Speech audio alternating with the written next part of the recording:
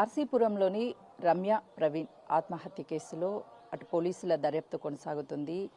ఎంతో అల్లారు ముద్దుగా తల్లి రమ్యను పెంచుకుంది. ఒక్కగానొక్క కూతురు, చిన్న కష్టం వచ్చినా సరే తట్టుకోలేకపోయినటువంటి తల్లి నిన్న రక్తపు మడుగుల్లో కొట్టుమిట్టాడుతున్నటువంటి రమ్యని చూసి కన్నీరు మున్నీరైంది.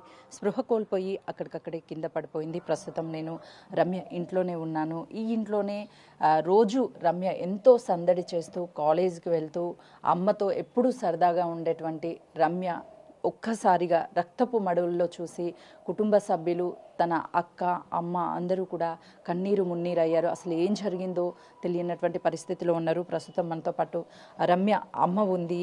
నిన్న వచ్చేసరికి ఏం జరిగింది ఏంటి అనేది తన మాటల్లోనే అడుగుదాం. అమ్మ, చిన్నప్పటి నుంచి ఎంతో అల్లారు ముద్దుగా పెంచుకొని ఉంటారు కూతుర్ని. చిన్న గాయం అయితేనే, రమ్య కంటిలో నుంచి కన్నీటి చుక్క వస్తేనే తట్టుకోలేనటువంటి మీరు నిన్న రక్తపు మడుగుల్లో కొట్టుమిట్టాడుతున్నటువంటి కన్న కూతుర్ని చూశారు.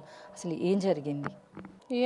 వచ్చేసరికి మా రక్తపు మడుగుల్లోనే ఉన్నారు. ఇంకేట అంటే మీకు ప్రవీణ్ పరిచయం ఉన్నాడా? పరిచయం అంటే అప్పుడు ఉన్నాడు, కొన్ని రోజులు ఉన్నాడు, మానేశాడు, మళ్ళీ పగబట్టి ఎప్పుడు మాకు తెలియదు ఈ విషయం. పగబట్టాడు. ప్రవీణ్ చంపాడని మీరు ఏమన్నా అనుకుంటున్నారా పాపని? ఆడే చంపిస్తాడు, ఆడే కోసాడు. ఇంకొవ్వులు వస్తారు అక్కడ, ఆడే కోసి చంపిస్తాడు దాన్ని. ఇంకొవ్వులు కాదు, ఆడ బతికాడు, దాన్ని చంపిస్తాడు గొల్లుగోడు. కావాలని నా పేక తీసాడు, నా కూతురు పేక కోసాడు. మేక కోసినట్టు ఆయన్ని శిక్షించాలి, జీవితాంతం కాదు వేయాలి. ప్రస్తుతం చూస్తున్నాం కదా, తల్లి బాధతో మాట్లాడలేనటువంటి పరిస్థితిలో ఉంది.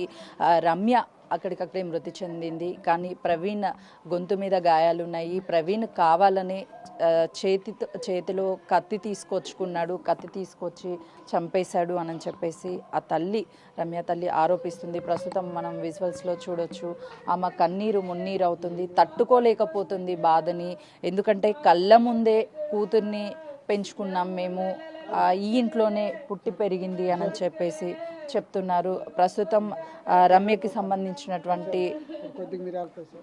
కుటుంబ సభ్యులు ఉన్నారు. కన్నీరు మున్నీరు అవుతున్నటువంటి పరిస్థితి ఉంది. పోలీసులు కూడా కేసును నమోదు చేసుకొని దర్యాప్తు చేసి చావుకి కారణమైనటువంటి వాళ్ళని కఠినంగా శిక్షించాలి అని చెప్పేసి కుటుంబ సభ్యులు డిమాండ్ చేస్తున్నారు. కెమెరామెన్ శ్రీనుతో సుజాత, ఆర్సీపురం.